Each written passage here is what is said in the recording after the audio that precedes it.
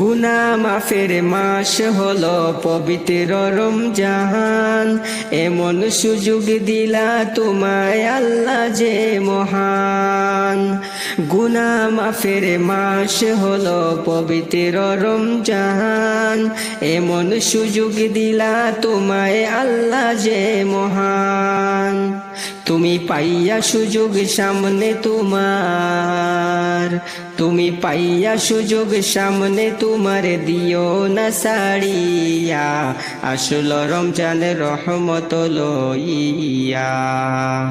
তোমার গুনাহ যাবে পালাইয়া, আসল রমজান বরকত লইয়া। বছর ঘুরে আসলো রমজান আবার ফিরিয়া, তুমি রাই করো যা পড়িও নামাজ গো, তোমার গুনাহ যাবে চরি।